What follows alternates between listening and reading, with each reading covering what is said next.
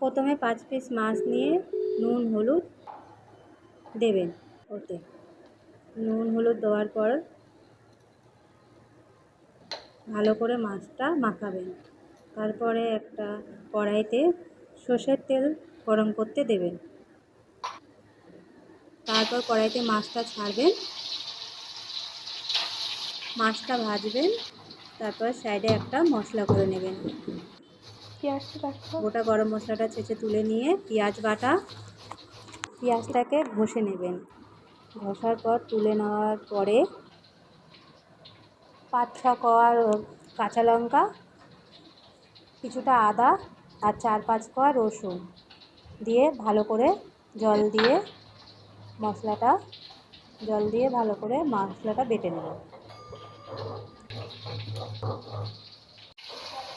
ফের মাছটা ভাজতে দেব। ওই মাছটা তুলে একটা চামচ নেব।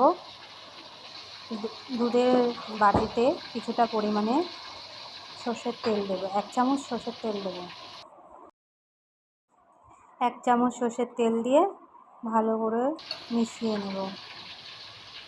মাছ ভাজাটা হয়ে গেলে তুলে নেব।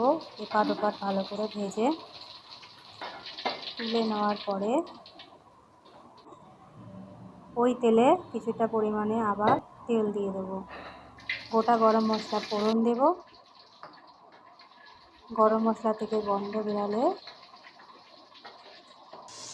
ওতে পেঁয়াজ বাটা দেব। পেঁয়াজ বাটাটা হয়ে গেলে ভাজা হলে ওতে আদা বাটা, রসুন বাটা আর কাঁচা লঙ্কা বাটাটা দিয়ে দেবো।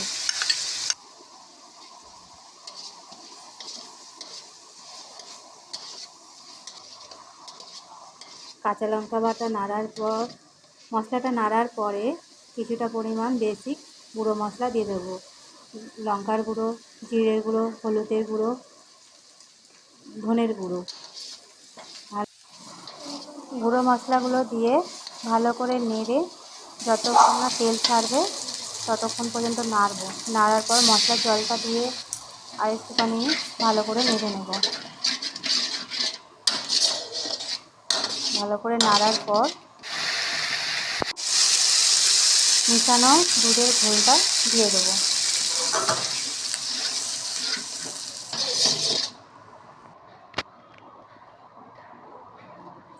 পরিমাণ মতো নুন দেব।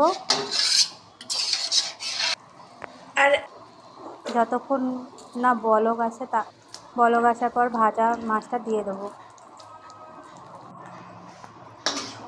দেওয়ার পর এপিট ওপিট উল্টে মাছটা ঢাকনা দিয়ে দেবো।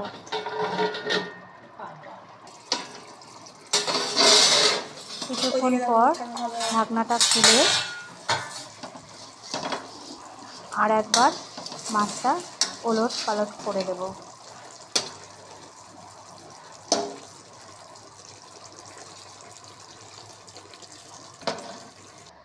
দেওয়ার পর গরম ভাতের সাথে পরিবেশন করব শোল মাছের বিলাসিতা।